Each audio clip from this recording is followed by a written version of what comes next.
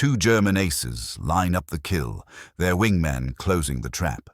Between them, a lone American pilot in a battered P-40 over the Mediterranean in March 1943 has no altitude, no speed, and no way out. He is about to do something the manuals never taught, something that will either save his life or prove the doctrine right, one last, fatal time.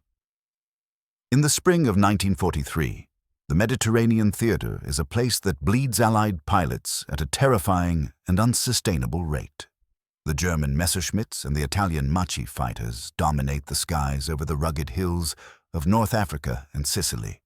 Their pilots are seasoned veterans, men who have been blooded over the skies of France and the vast, frozen plains of Russia. They are masters of a new and deadly form of air combat, a philosophy of energy tactics and vertical fighting. They hunt in coordinated, disciplined pairs, exploiting their superior altitude and speed with a surgical and almost contemptuous precision. Into this meat grinder, the American pilots arrive in waves. Most of them are fresh from the stateside training programs of the rapidly expanding Army Air Corps. Their logbooks are thick with flight hours, but they are thin with the kind of hard-won wisdom that only comes from actual combat. They're flying the Curtiss P-40 Warhawk, a tough and rugged aircraft, but one that is fundamentally outclassed by its German counterparts in its rate of climb and its high-altitude performance ceiling. The math of this confrontation is brutal, and it is simple. In the first bloody months of the North African and Mediterranean operations, the Allied fighter losses are exceeding the rate of their replacements.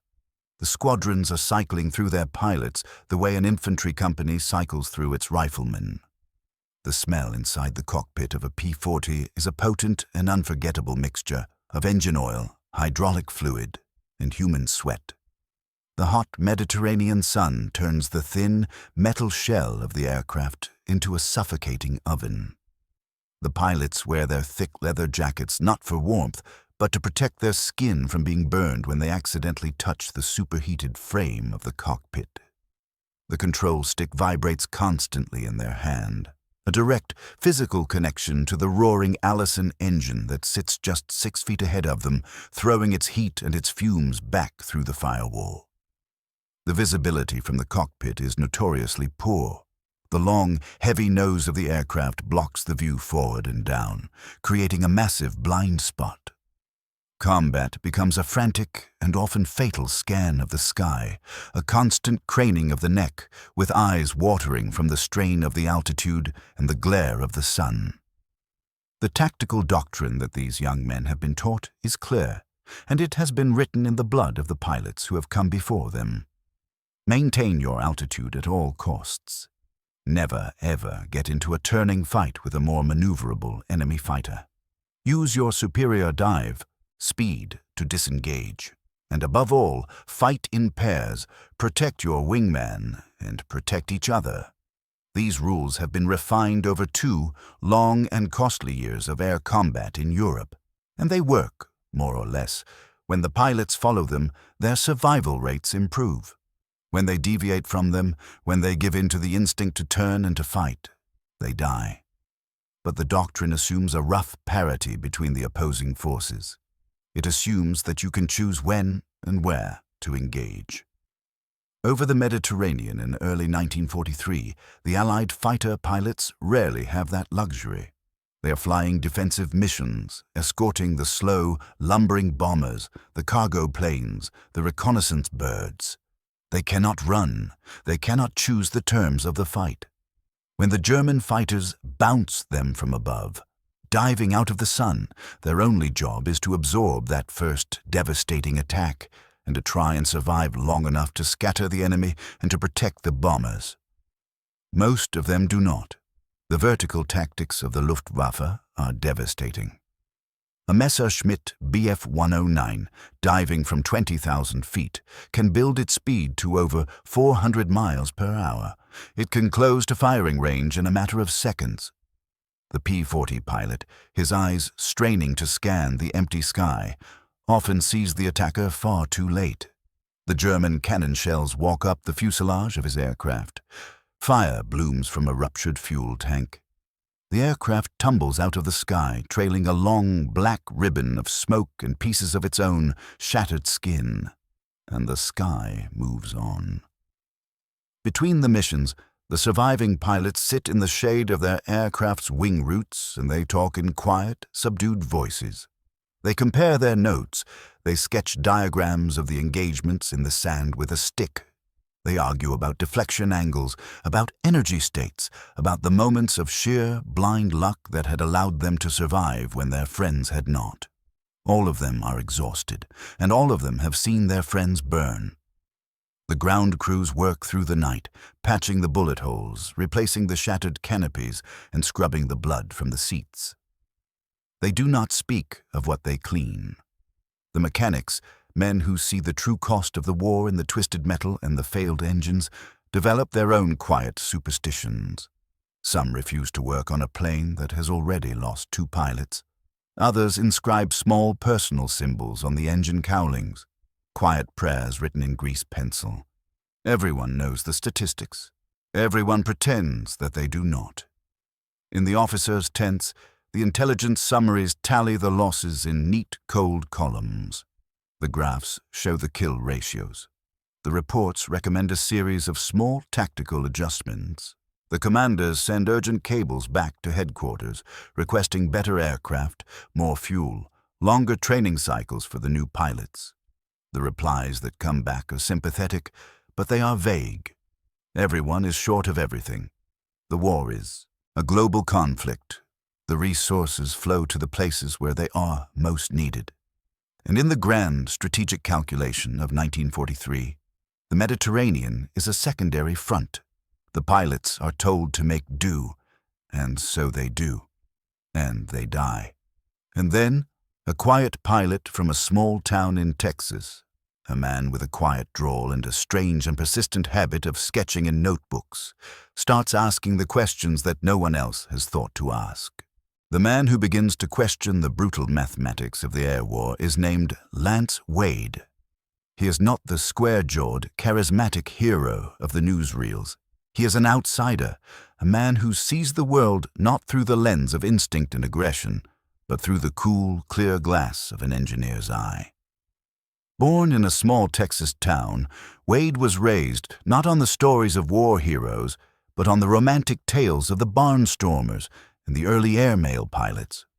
He had learned to fly in his teens, trading his labor for flying lessons at a dusty, rural airstrip outside of Broadus, Texas. He had no money. He had no connections, just a deep and obsessive fascination with the pure, beautiful mechanics of flight.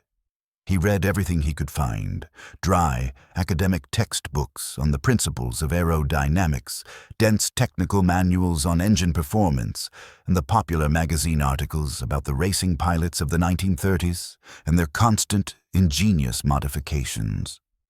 Wade was not a natural pilot, not one of the gifted few who seem to be born with a perfect, intuitive feel for the machine. He was methodical.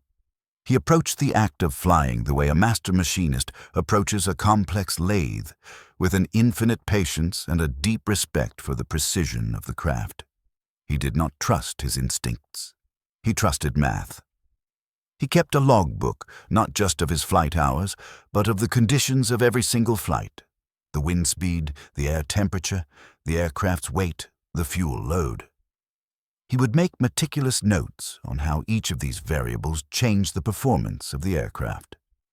He was developing a deep and almost intimate sense for the very edges of an aircraft's performance envelope, for those dangerous and unforgiving margins where the pilot's control begins to soften and the pure, hard laws of physics take over. When the war broke out in Europe, Wade tried to enlist in the U.S. Army Air Corps. He was rejected. His eyesight was poor. It was correctable with glasses, but the peacetime standards were incredibly strict. He tried again. He was rejected again. Frustrated, but not defeated, he heard about a British program that was actively recruiting American pilots. The Royal Air Force, having been bled white in the Battle of Britain, was desperate for trained aviators. Their standards were lower. Wade volunteered immediately. In the late months of 1940, he sailed for England, one of the dozens of quiet and often forgotten American heroes who would fly for the RAF before the United States had even officially entered the war. His training in England was abbreviated. The British needed pilots in the air, not in the classrooms. Wade was quickly assigned to a fighter squadron, then to another, and then, in early 1942, he was shipped to the brutal, unforgiving theater of North Africa. He flew the aging Hawker Hurricanes at first, and then he transitioned to the American-made P-40s as they began to arrive in the theater.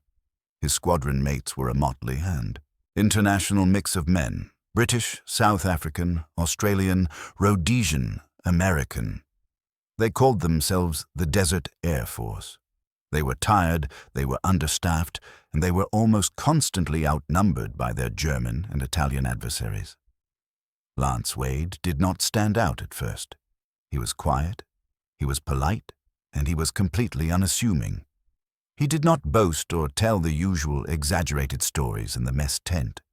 After the missions, when the other pilots would gather to drink and to try and forget the horrors of the day, he would disappear to his own tent, and there he would write. Not letters home, but notes. He would sketch the geometry of the day's dogfights from his memory, drawing the complex, intersecting arcs and vectors of the aircraft, trying to estimate the speeds and the angles of the attacks. He was, in his own, quiet and academic way, trying to understand something that eluded most of the other pilots. He was trying to understand the pure, unadulterated physics of air combat. Most of the pilots thought in terms of maneuvers: a brake left, a split S, a chandelle. But Wade, the engineer, was thinking in terms of energy states. He was thinking about potential energy in the form of altitude and kinetic energy in the form of speed. He was thinking about the constant and often fatal conversion of altitude into speed and the high aerodynamic cost of turning, a cost that was always paid in the currency of velocity, bled away. He was beginning to see the patterns that the others, in their focus on the visceral thrill of the fight, had missed. He was beginning to realize that the established doctrine was not wrong, but that it was incomplete. It taught the pilots what to do, but it did not, and could not, explain why. It did not explain the underlying, brutal, and beautiful mechanics of the fight. The machinist of flight was about to go to work. Lance Wade began to experiment in the quiet laboratory of his own cockpit. He started with small, marginal things, adjustments that would be all but invisible to his squadron mates. He would adjust his throttle settings during a climb, patiently searching for the optimal rate that would give him the most altitude for the least amount of fuel burned.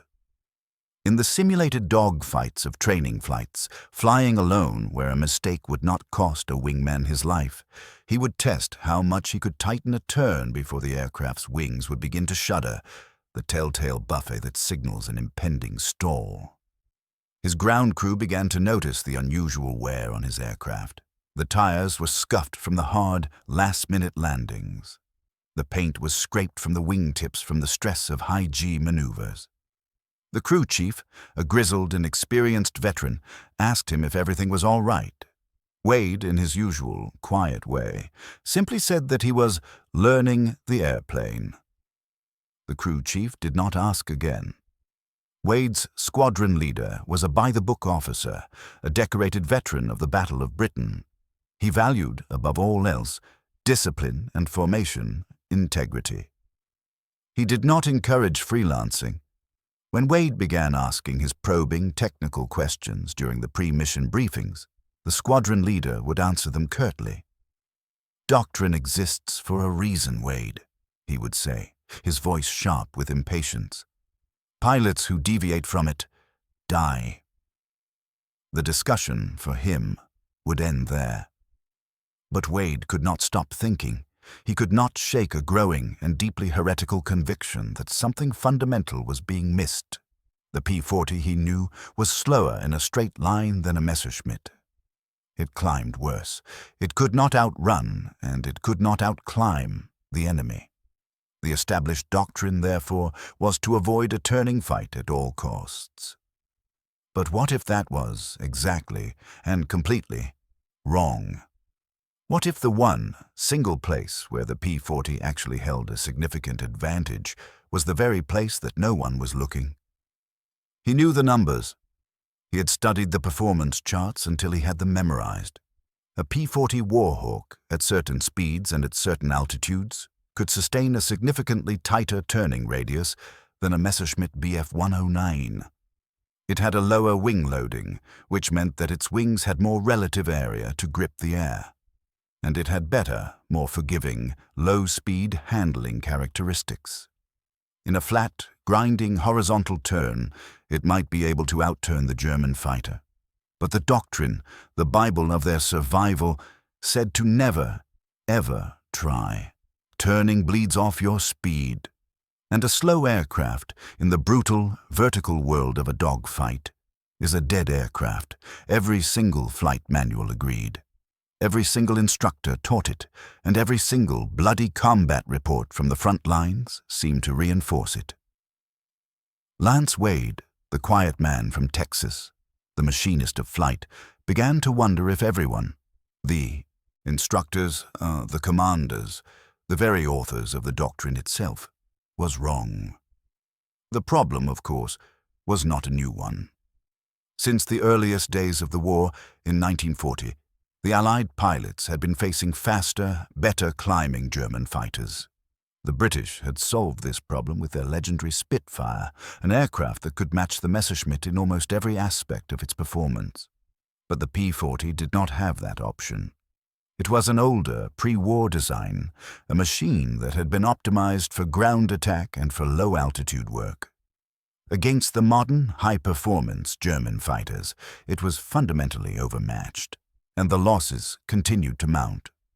By the middle of 1943, some of the P-40 squadrons in the Mediterranean were reporting a 50% turnover in their pilots every 2 months. New pilots would arrive, they would fly a handful of missions, and then they would simply and quietly disappear. The veterans, the few who were left, grew hollow-eyed and distant. They stopped trying to learn the new pilots' names. They stopped attending the memorial services. There were simply too many of them, and through it all, the doctrine, the sacred and untouchable text, remained unchanged. Maintain your speed, avoid turning, disengage when possible. The rules were carved in stone because no one had yet found a better answer. No one had yet been able to prove an alternative. The cost of experimentation was death, and death was already far too common. But Lance Wade could not stop thinking about energy. He would lie awake in his tent at night, listening to the wind snap at the canvas, and he would run the complex, beautiful equations of flight in his head. He knew that a turn cost speed, but speed, he reasoned, could be regained. A tight turn imposes high G-forces, but the human body, for a short period, can endure those Gs. A slow aircraft is indeed vulnerable, but it is only vulnerable if the enemy can bring their guns to bear, and if your turning radius is tight enough, if you can get inside the enemy's own turn, then they cannot. He began to visualize a new maneuver. It formed slowly in his mind, over weeks of quiet thought and frantic late-night sketches. It was a hard, descending turn to be initiated at the very last possible second, at the moment of the enemy's attack. It was not a gentle, evasive break. It was not a standard defensive spiral. It was something far more violent. It was a full deflection pull on the control stick, a maneuver that would impose the maximum possible G-force on the airframe and on the pilot, a maneuver that would deliberately, and with a suicidal seeming intent, bleed off the aircraft's speed in order to tighten its turning radius. The goal was not to escape. The goal was to reverse the geometry of the fight. The goal was to turn so tightly, so violently, that you could get inside the attacker's own wider turning arc and to force the enemy to overshoot. It was the opposite of doctrine. It was, by any conventional measure, an act of suicide, unless, of course, it worked. Lance Wade had a theory, an equation sketched in a notebook, but he had no way to safely test it. A training flight could not simulate the terrifying, high-speed reality of a German Messerschmitt diving out of the sun at over 400 miles per hour. No friendly pilot would be willing to press a mock attack that close to replicate the split-second, life-or-death timing that the maneuver required. The only way for Wade to know if his insane idea would work was to try it in actual combat.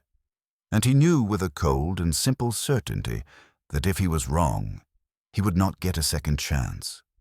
He thought about telling his squadron leader about trying to explain the complex physics of the maneuver, but he already knew the response he would get. Doctrine exists for a reason, Wade. Pilots who deviate die. He would be ordered to stop. He would likely be grounded for his own safety. And his idea, the potential solution that had been consuming him for months, would die with him. So he said nothing. He filed the maneuver away in the quiet laboratory of his own mind, a theoretical answer to an impossible and ever-present problem. He continued to fly the standard missions. He continued to follow the rules. He survived, and he waited for the moment when simply following the rules would not be enough. That moment arrived in March of 1943. Wade was flying an escort mission for a transport run over the Mediterranean. His flight consisted of 4 P-40s strung out in a loose defensive formation, their pilots scanning the vast, empty sky. The transport plane, a slow and lumbering C-47, lumbered along below them. The mission was routine. The radio chatter was sparse. Then the call came. "Bandits! High! 2 o'clock! Diving!" Wade looked up and saw them, 2 Messerschmitt Bf-109s in a classic bounce attack, sunlight glinting off their canopies. They were fast. They were committed. And they had chosen Wade as their primary target. His wingman, following his training, broke hard to the left. The other 2 P-40s in the flight scattered, trying to draw off one of the attackers. Wade was now, for a few critical seconds, alone. The Messerschmitts split their formation, one high, one low, a classic vertical pincer attack. It was a textbook German tactic, and it was designed to be inescapable. Wade's hand tightened on the control stick. His mind went quiet. The fear was there, a cold knot in his stomach, but it was distant. He was calculating. He was processing the variables: speed, angle, closure rate, time. The lead Messerschmitt attacked first, diving from above. Wade saw the bright, winking flashes of its cannons. The tracer rounds began to arc towards him, looking lazy and bright in the clear air. He had, he calculated, perhaps 2 seconds to live. His training, his doctrine, his every instinct screamed at him to do one thing: dive, to run, to use gravity to build his own speed and to try and escape. Every single fiber of his body wanted to push the stick forward and to flee. Instead, Lance Wade pulled back. Hard. He brought the control stick all the way into his lap, a full deflection pull on the elevators. The nose of his P-40 pitched up violently. The horizon spun. The G-forces slammed him down into his seat, the blood draining from his head, his vision tunneling down to a small gray circle. The engine shrieked in protest, the wings flexed, groaning under the immense strain. The entire aircraft shuddered on the very edge of a catastrophic, high-speed stall, and the world rotated. The Messerschmitt, its pilot committed to his high-speed dive, flashed past, far too fast to compensate for Wade's sudden, violent change in direction. It could not possibly turn inside Wade's impossibly tight, G-strained arc. It overshot, its nose high, its own energy now bleeding away as the German pilot tried to reacquire his target. Wade rolled out of his turn, his own aircraft now slow and still vulnerable, but no longer in the line of fire. He had, in a single, desperate and brilliant move, reversed the attack. The hunter had become the hunted. The second Messerschmitt was still in its dive, its pilot now seeing his own wingman in a position of vulnerability. Wade, however, had no speed. He could not run, he could not climb, he had only one option. He pulled again. The same maneuver, the same violence. The aircraft bucked and groaned. The stall warning horn rattled in his ears, his vision grayed out. But he held the turn. The second Messerschmitt, just like the first, overshot. Wade rolled his wings level. Both of his attackers were now ahead of him, climbing, trying to regain their position and their energy advantage. Wade was slow. He was low, but he was alive. The Messerschmitts did not press the attack. They climbed away, unwilling to descend again into the same unpredictable and dangerous trap. Wade let them go. He had no fuel to pursue. He had no speed to catch them. He turned back toward the transport he was supposed to be protecting, his hands now trembling slightly on the stick, his heart hammering against his ribs. He had just done something that, by all rights, should have killed him. And it had worked. The first defiance was complete. Lance Wade landed in silence. His ground crew inspected the aircraft and found no damage, not a single bullet hole. He climbed down from the cockpit, his legs unsteady. The crew chief asked him if he had seen any action. Wade just nodded.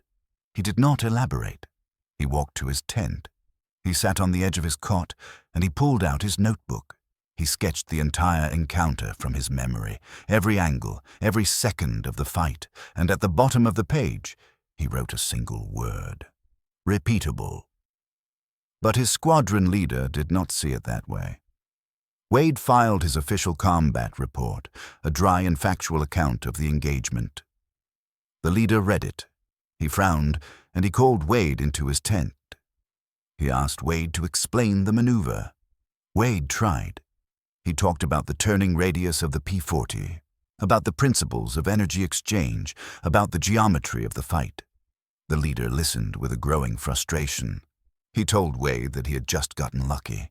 He told him that the maneuver was reckless, and he ordered him to never, ever try it again. "Doctrine exists for a reason, Wade," he said, his voice hard. "Pilots who deviate from it die." Wade said nothing. He saluted. He left the tent. He knew what he had experienced. He knew that it had not been luck, but he also knew with a quiet certainty that he could not convince anyone with just words. He needed more proof. He needed repetition. He needed other pilots to see it work. So he kept flying, and he kept waiting. A few weeks later, in April, another mission, another bounce. This time, Wade was ready. The moment the Messerschmitt committed to its dive, Wade pulled. The same violent turn, the same shuddering edge-of-stall arc, the same clean overshoot. And this time, Wade had enough speed remaining to reverse his own turn. He pulled up into a climbing turn, his own gun sight now tracking the Messerschmitt as it tried to escape. He fired a short, disciplined burst. The tracers converged on the German fighter's fuselage. It began to trail a thin line of black smoke. Wade did not follow it down. He turned back to his formation. Another encounter, another survival. In May, a third engagement. But this time, Wade's wingman saw the maneuver. After they landed, the young pilot, his eyes wide with a mixture of awe and disbelief, asked Wade how he had done it. Wade explained, slowly and carefully. He drew the diagrams in the sand. He talked about the timing, about the precise moment to initiate the pull. The wingman listened. On their next mission, when they were attacked, the wingman tried it.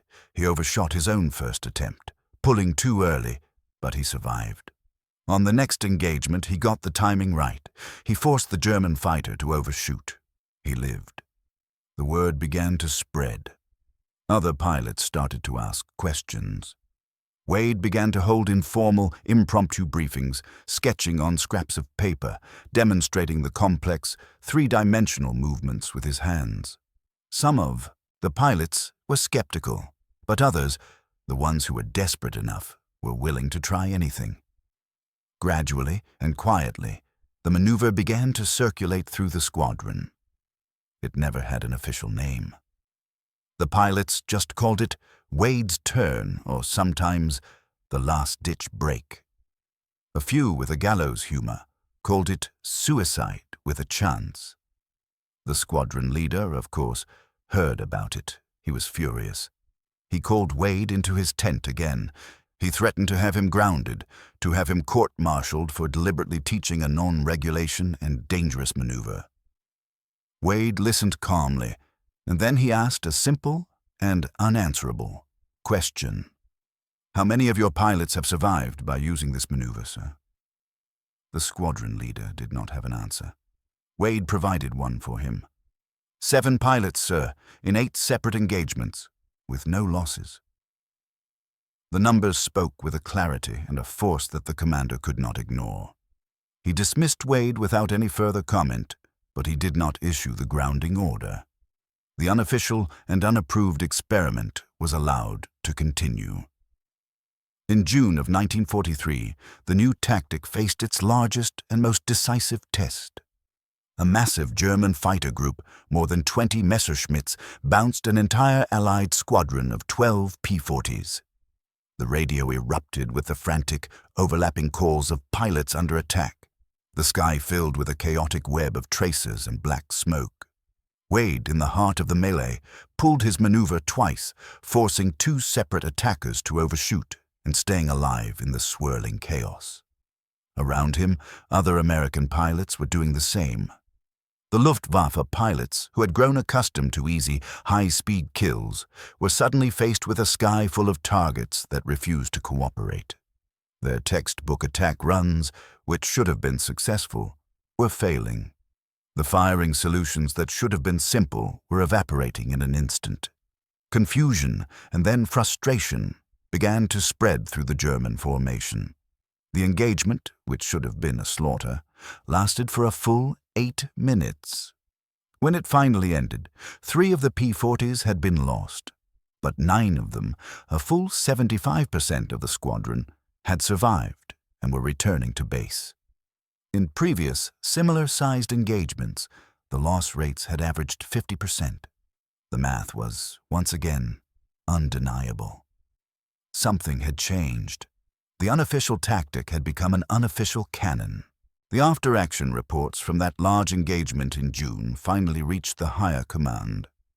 The intelligence officers, the men who looked at the war not as a series of individual dogfights, but as a set of cold, hard statistics, began to take notice. A flight instructor from the main training command was sent to Wade's squadron to personally interview him. The instructor, a veteran pilot himself, was, at first, deeply skeptical, but he listened, and then he asked Wade to demonstrate the maneuver. Wade took him up in a 2-seat trainer. At a safe altitude, he simulated the maneuver, slowly and with a controlled precision. The instructor experienced, firsthand, the crushing G-forces, the violent buffet of the impending stall, and the sheer, gut-wrenching violence of the pull. He landed, his face pale and quiet, and he filed a report that recommended a formal and immediate evaluation of the new tactic. A formal test program was initiated. Pilots volunteered to act as the attackers and the defenders. Wade, the quiet man from Texas, now found himself in the role of an instructor, teaching his own heretical maneuver in a series of structured sessions. The engineers measured the turning radius, the G-loads, the speed loss, and they confirmed what Wade, the machinist of flight, had intuited all along. At specific low speeds, the P-40 Warhawk could, in fact, outturn a Messerschmitt Bf-109 by a significant and life-saving margin. The cost was a massive loss of speed, but the gain, as the combat reports were now proving, was survival. The official doctrine was, at last, quietly updated. There was no public announcement, no grand reversal of the old rules. But the training syllabus for new pilots was modified. They were now taught the high-G defensive break as a last resort, emergency tactic. The instructors began to emphasize the importance of timing, of energy states, and of a deep, intimate understanding of an aircraft's control at the very edge of a stall. The maneuver was not a replacement for sound, energy-based tactics. It was an additional tool, a final, desperate option in a fight that was about to be lost. By the summer of 1943, Wade's turn had spread far beyond his own squadron. Pilots across the entire Mediterranean theater were now using it. Some of them began to modify it, adding their own roles or vertical components. Others began to combine it with other tactics, using the initial defensive break to set up their own opportunistic counterattacks. The Luftwaffe began to adapt as well, their pilots becoming more cautious in their attacks, more wary of overshooting their targets. But that very caution slowed them down. It disrupted their aggression, and that, in itself, saved lives. Lance Wade's own personal tally of kills continued to grow. By August, he was credited with 8 confirmed victories, not through a newfound aggression, but through the simple act of survival, and by brilliantly turning a purely defensive maneuver into an offensive opportunity. He was promoted, he was given a flight of his own to command. He continued to fly, he continued to teach. He did not seek recognition, he only sought results. By the end of 1943, Wade had flown over 200 combat missions. He had 13 confirmed kills. He had never, in his entire combat career, lost a wingman. In January of 1944, he was transferred to a new squadron, one that was equipped with the powerful new P-47 Thunderbolt. The P-47 was a brute of a machine, a heavy fighter with an immense amount of power and armor. It did not need Wade's maneuver. It simply overpowered its opponents, but Wade continued to fly with the same methodical precision, the same deep physical understanding of his machine. But on a routine, non-combat flight, his aircraft suffered a catastrophic engine failure on takeoff. He crashed. He was killed instantly. He was just 28 years old. The news of his death spread quietly through the squadrons. The pilots who knew him attended a small service in a dusty field outside of Naples. There was no grand ceremony. A chaplain said a few words, a bugler played taps, and the war moved on. Lance Wade's name appeared on the long and ever-growing casualty lists, one more name among thousands. There was no posthumous medal, no official commendation, and no mention in the official histories of the maneuver that had saved dozens and perhaps hundreds of lives. But the maneuver itself survived. It became a part of the unofficial canon of American fighter tactics, a piece of hard-won wisdom that was passed down from pilot to pilot, from squadron to squadron. After the war, aviation historians would begin to document the many tactical innovations of the conflict. Wade's defensive break would be analyzed in the technical journals. Test pilots would recreate it in modern aircraft. It would become a classic case study in the art of energy management, a powerful lesson in how to fight from a position of profound disadvantage. In the 1950s, the maneuver would be formalized in the U.S. Air Force's own training, and it would be taught to a new generation of jet pilots who would be facing their own faster, missile-armed adversaries. The principles and the physics remain unchanged. Sacrifice your speed to tighten your turning radius. Force the overshoot. Reverse the geometry of the fight. The names of the pilots who would use this maneuver in the wars to come would be recorded. The name of the man who had first invented it in the desperate, lonely skies over the Mediterranean would be mostly forgotten. But his quiet, stubborn, and brilliant idea would live on, a legacy written not in stone, but in the pure and unforgiving physics of survival.